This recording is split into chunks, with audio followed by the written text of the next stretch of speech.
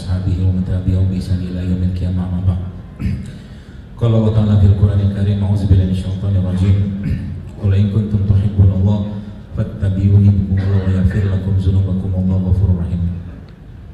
Alhamdulillah, kita bersyukur pada Allah Subhanahu wa taala.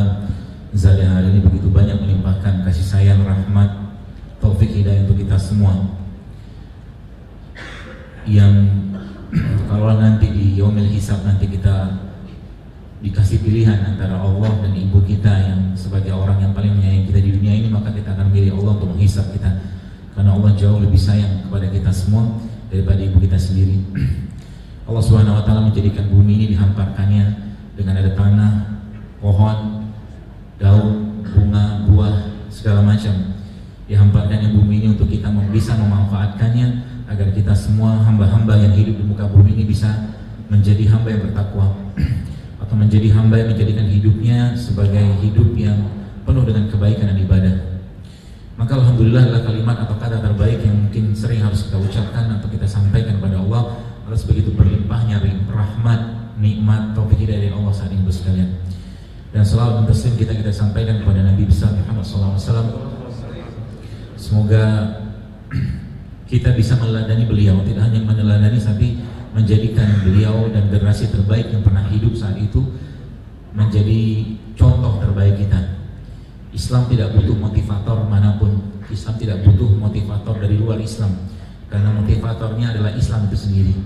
Kalau zaman sekarang banyak sekali orang-orang yang mengambil hikmah-hikmah atau mungkin motivasi-motivasi dari orang-orang di luar Islam, maka kita perlu belajar bahwa sebenarnya Islam sudah cukup memiliki tokoh-tokoh itu. Kalau zaman sekarang ada Batman, Superman yang nggak jelas itu. Islam, kalau Bapak Ibu teman-teman sekarang membaca kisah penaklukan Madain, yang itu sebuah kisah yang membuat saya sering saya sampaikan bagaimana Sa'ad bin Abi Waqqas radhiyallahu anhu dengan 30.000 pasukan berkudanya melewati sungai berjalan di atas air. Ya, suatu penaklukan yang mungkin penaklukan terbesar dalam sejarah, 30.000 melawan 200.000. Jadi judul-judulnya ujung-ujungnya pasukan Romawi saat itu ya, itu nggak berani melawan mereka karena mana ada manusia bisa berjalan di atas air dengan kuda dan ontanya. Jadi mereka pikir itu jin semua. Akhirnya mereka kabur, nggak berani melawan gitu. Penaklukan Madain. Jadi kamu bisa baca itu di buku 4 Khalifah yang Agung atau di kisahnya Umar itu ada, karena penaklukan Madain itu terjadi di kisahnya Umar.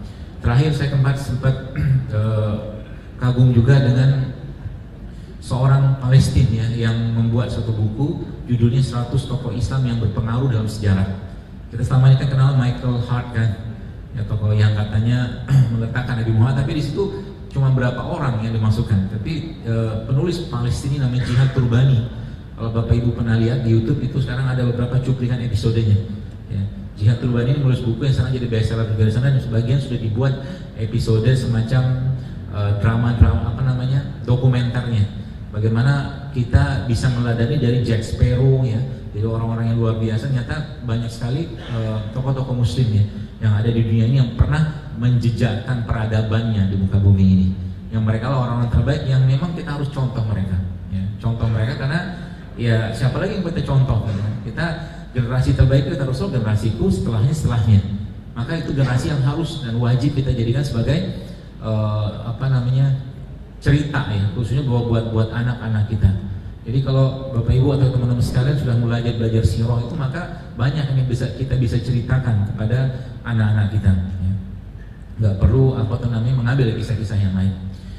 Dan berkaitan dengan kesehatan pun, maka sebenarnya kalau kita lihat di zaman dulu memang tidak seperti sekarang.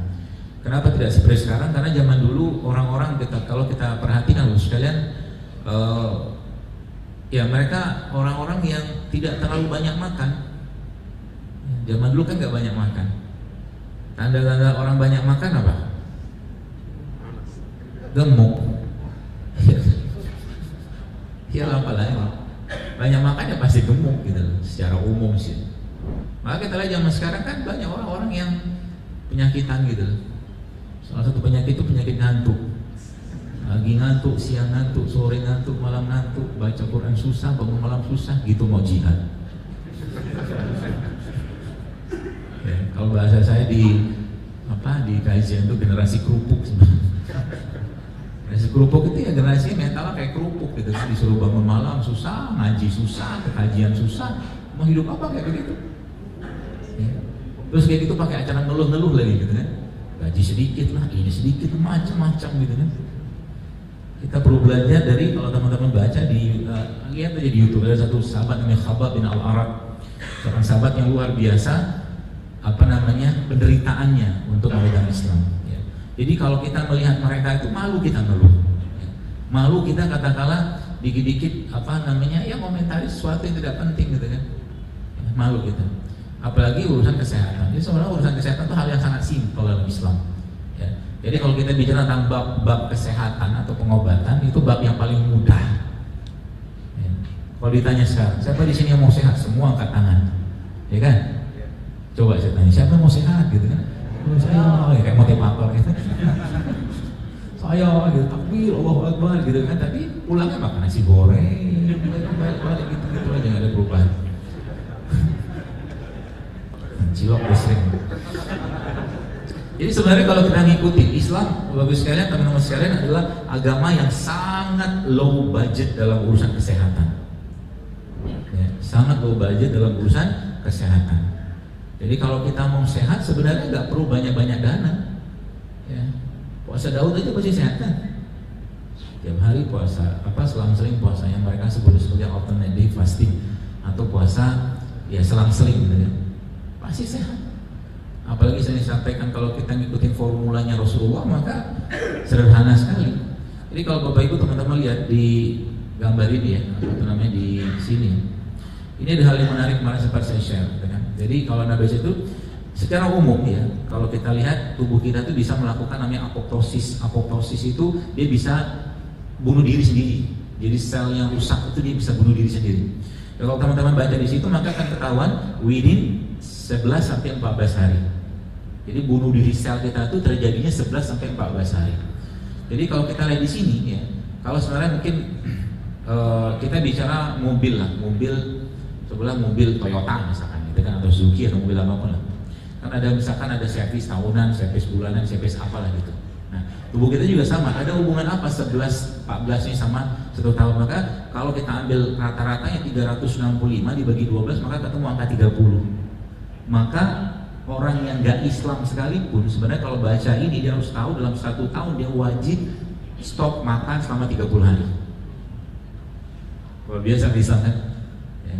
Kalau 365 itu dibagi 12 kan tentu memang 30 hari itu dapatnya dari tadi dibagi 12. Jadi memang selama 1 bulan penuh itu memang Allah menginginkan kita tidak banyak makan. Untuk apa? Untuk selnya bisa bekerja, untuk selnya bisa membunuh dirinya sendiri. Sayangnya di negeri kita Ramadan justru malah inflasi paling besar. Ya kan? Gara-gara apa? Silaf. Gara-gara konsumtif kan? Makan apa sahur ini, buka apa sahur ini, buka apa nanti, buka bersama siapa, beli baju apa segala macam. Tapi 1 juz tidak ada baca 1 hari. Gitu.